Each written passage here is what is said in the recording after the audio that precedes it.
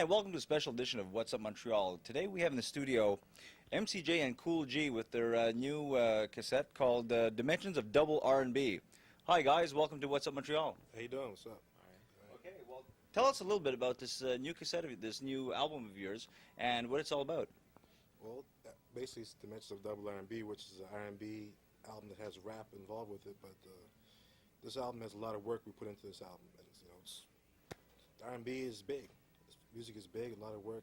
Jay did some production on it, did a lot of writing. Got to check it out. And can you tell us how it compares to So Listen? To So Listen is like it's not comparable because we put so much work into this one. Yeah. We did it like about 2 years into this album. We finished it here, and we took about 6-7 months to listen to it. Said to ourselves, well, we can do better than this. Went to New York and rewrote everything and re-sang everything and reproduced it, remixed it. Well, So Listen received 3 Juno nominations. Can you tell us, like, how is this one going to really top that? Well, this one is, like we said, over the years, I think we've, grown as writers, and the song structure has definitely gotten stronger. So, I mean, we got a much stronger album this time.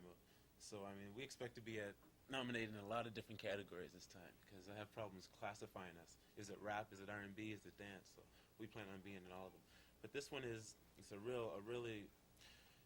it's just doper album. It's like everything. It's 93. It's like it's the new flavor, and I think what we were trying to capture on the first one, we captured on this one. So basically, what are you trying to say differently on this one musically? Well, I think we ain't trying to say nothing really. The album just shows the growth. You know what I mean? Like from 2 years ago, it's like the production is better. Capital, the EMI's behind us. The bigger budget for a bigger album, bigger sound. Jay's, we all just grew in the last couple of years. Everything is just much bigger, much more advanced. This one will, like, So Listen didn't get the Juno. I mean, it was nominated for 3, but we didn't take any home that night. For sure, we're going to take a few home this time. So this is the product. Now, you base yourselves now in Montreal, is that right? Mm-hmm. So do you do a lot of your songwriting here in Montreal, and what kind of influence does Montreal have on your songwriting with all the economic and different multicultural issues that we all face today? Well, I think a lot of the social stuff reflects on some of the songwriting. We have a song which we call "Raise Your Hands," which is a social awareness song, and like certain situations, stuff like that may involve, with our writing. But other than that, we just do, party songs, a couple love tunes, and dance tracks. But there's the odd message in our album. So.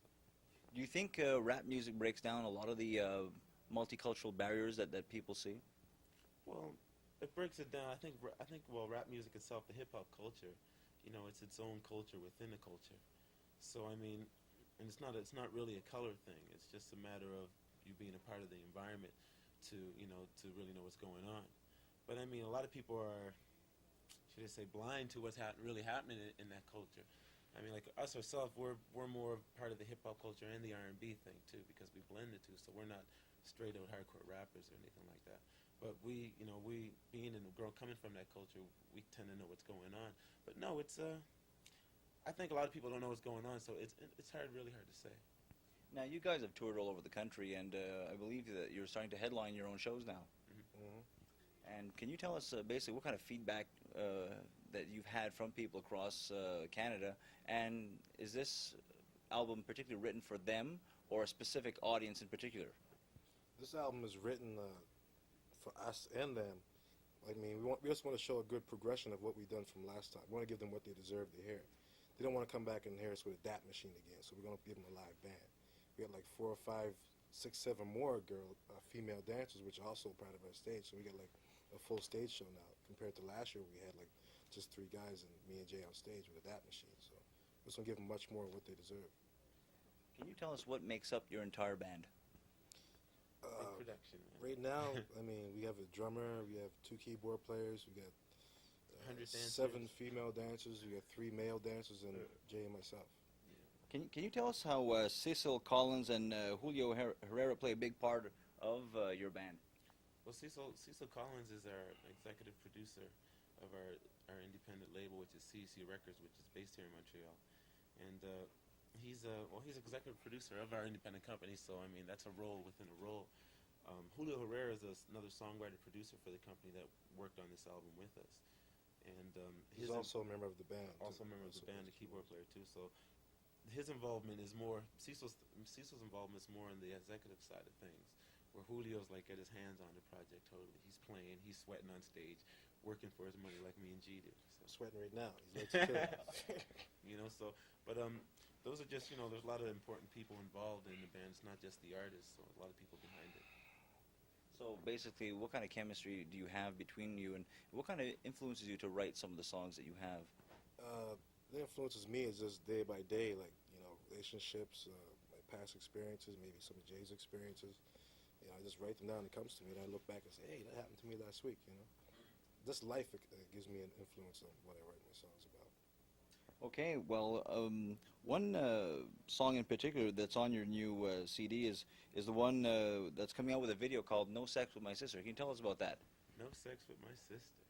Well, No Sex with My Sister deals with the issue of, well, from us, it deals with unity. You know, we feel that it's time that men start treating women like sisters, you know, get that unity going, you know, and perhaps we can, you know, cut down on a lot of that violence against women that's going on today, like date rape. And I mean, I read a statistic, or actually I watched on the news, that a high percentage of women are molested, and it goes unreported and stuff like that. So we figure in a song, maybe we can get a, you know, positive message across, telling people it's time to, wake up, and it's time to start respecting these women out there, because they've been like the backbone to society for as long as we've existed. So it's just our little contribution to that issue.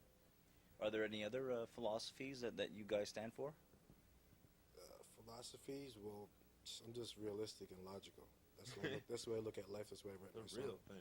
Everything I write, everything you hear is just real. So there's no lies there, no hypocrisy stuff. So what does the future look like for M.C.J. and Cool G? Hopefully, what we see is like many more albums to come. You know, eventually break in, you know, the world market, and, you know, opening some doors for a lot of the other talented kids here in this country. You know, because Canada has a lot of talent. It's just that it's, you know, this market is in competition with the Americans, so it's hard for us to really break out. You know, but hopefully with us and the success of our new album here, we can open some doors, and there'll be a real booming market here in Canada in the next few years. Now, Dimensions is going to be available when? April 30th? April 30th. In stores on the 30th, so go and buy it. It's going to be a dope album. Yeah. Okay, and how do you anticipate an American market evolving in the future for you guys? Well, I think this is it's all about, you know, having the goods, and I think on this time out we got, you know, something that definitely can compete in America. I mean, the tracks prove it, and it's just a matter of time. As we speak now, we have some interest from other labels in the States now too. So by the time this comes out, it might be happening in the U.S. or in the U.K. or something. It's just a matter of time. So. You think there's a solid future for rap? It's not one of those passing things?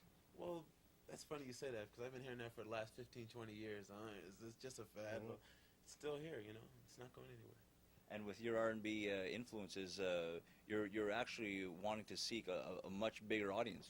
Well, I think that just shows that, you know, the longevity of rap and the strength of rap is that rap incorporates a lot of other musical art forms to it. I mean, like, it's R&B, you got rap with rock, rap with anything out there.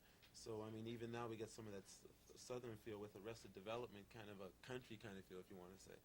So, I mean, it's just so strong. I think rap is just going to explode. And using the R&B, well, that just brings us two elements together, you know, the rap kids and the R&B listener. Tell us where you recorded Dimensions. We recorded that in Montreal, a couple of studios in Montreal. Some was done in Toronto. We had some done in New York. It was all over the place. And with the song "No Sex with My Sister," we're going to roll the clip pretty soon. Can you tell us more about it? What are we going to see? What you're going to see is just situations. It's going to explain situations about where any guy may get into a situation. We're talking to another guy's sister. It's going to talk about how the brother, defends his sister about respecting her and this and that, basically. Yeah. Okay, well, let's take a look at it. There's no sex with my sister. Okay. So.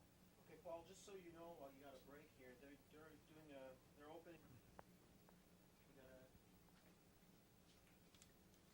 Okay, LES headspace. That's fine. Okay. 5, 4, 3, Well, we're back with M.C.J. and Cool G. Now tell us what's next. Well, next we have a show with opening for United by Nature at Metropolis, May 5th. Everybody go there. Tickets on sale. It's going to be a dope show. Tell us about that live show. Well, our live show is, like G was saying earlier, where last year we were more of a track type of band. We'd come in with a tape machine and a couple dancers and put on the show. But now we've really added that R&B element to it.